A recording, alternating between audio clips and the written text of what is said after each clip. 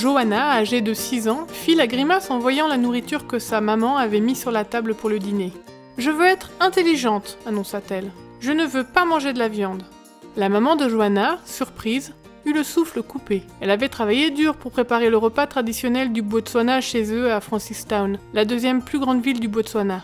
Elle avait mis la table avec un ragoût de bœuf, une bouillie de maïs ressemblant à de la purée de pommes de terre et des feuilles de haricots qui ressemblent à des épinards.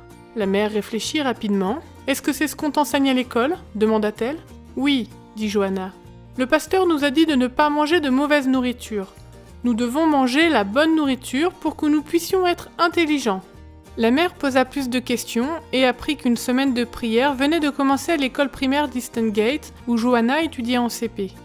Le thème de la semaine de prière était Daniel. Ce matin-là, le pasteur de l'école avait décrit comment Daniel et ses 3 amis avaient refusé de manger de la viande dans le palais du roi Nebuchadnezzar à Babylone. À la place, ils avaient mangé des légumes et étaient devenus des hommes sages et forts. « On n'est pas censé manger cette viande, seulement des légumes », dit Johanna à sa maman en montrant le ragoût de bœuf. « Je veux être intelligente comme Daniel. » La mère se souvenait avoir entendu parler des avantages d'un régime végétarien, mais elle n'en était pas arrivée à l'essayer. Mais elle était si heureuse que Johanna apprenne à manger sainement à son école. « Ok, je ferai de mon mieux pour cuisiner la bonne nourriture, » déclara la maman. Johanna dégusta joyeusement la bouillie de maïs et les feuilles de haricots pour le souper. Elle ne toucha pas au ragoût de bœuf. Le lendemain, maman alla à la cuisine pour préparer le souper et se souvint du désir de sa fille d'éviter la viande. Elle dit donc au père de Johanna et à son frère de 16 ans qu'elle ne cuisinerait pas de viande pour le reste de la semaine, temps pendant lequel Johanna étudierait l'histoire de Daniel. Le frère de Johanna grogna, mais il accepta finalement de manger les légumes. Johanna était si heureuse!